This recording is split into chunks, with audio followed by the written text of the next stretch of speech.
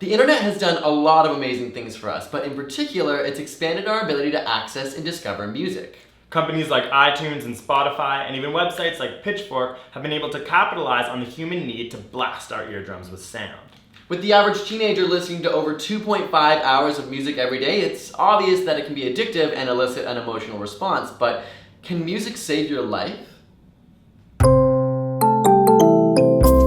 It has been discovered that popular music can actually be used to rehabilitate the memories of people who have suffered from severe brain injuries. Researchers experimented by playing the Hot 100 Billboard hits of every year that the person had been alive, in an attempt to sort of cognitively stir things up. For example, if the patient was 25, you would start by playing 1988's number one hit, Faith by George Michael, move into 1989's number one hit, Look Away by Chicago, and then play every single number one hit until last year's sexist number one hit, Blurred Lines. They did this to participants with and without brain injuries and found that the memories were brought back to them in the exact same way. In fact, it was an individual who had a brain injury who had the most memories come back to them after listening to music. Most all of the recalled memories were incredibly positive, leading researchers to understand just how powerful music therapy can be in the rehabilitation of the mind. If you haven't already seen it, then click here to watch an incredible video of a man experiencing intense positive emotions during music therapy, much like they did in the study. On a different note, music has the ability to change your perception.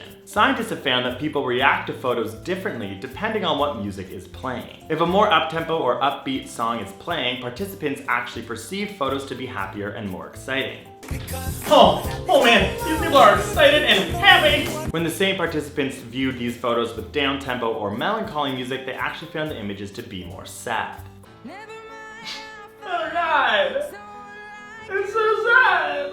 On top of these outward emotions that are expressed, music can literally shift the biology of your brain. Studies on participants listening to techno-music in particular show a massive change in hormones, including an increase in epinephrine and growth hormone. Tunes have also been used to help cancer patients work through the intense emotional pain that comes along with the terrible illness. Depending on the emotional state of the patient, the type of music will change. If, for example, a patient is angry, then punk, rap, and metal music can help the patient deal with their frustrations. On the other hand, upbeat and cheerful music has been known to actually help with the depression and anxiety that can come with a terminal illness. But perhaps the most amazing example is those in critical care who exhibit increased white blood cells when listening to music. Some of the most successful music is actually that of bird songs and nature sounds, which are said to remind the patients of their biological connection to the world.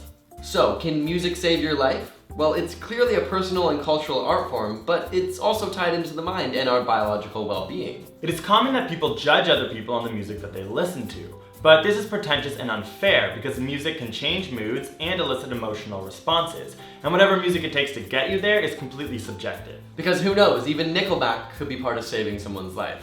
So, what kind of music do you listen to alter your moods? And if you'd lost your memory, what albums would you want played for you in order to try and rehabilitate your mind? Ours are listed in the description below, which you can check out, and don't forget to subscribe and follow us on Instagram and Twitter. We'll see you next time.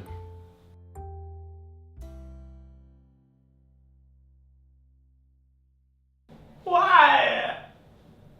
Why? That's good.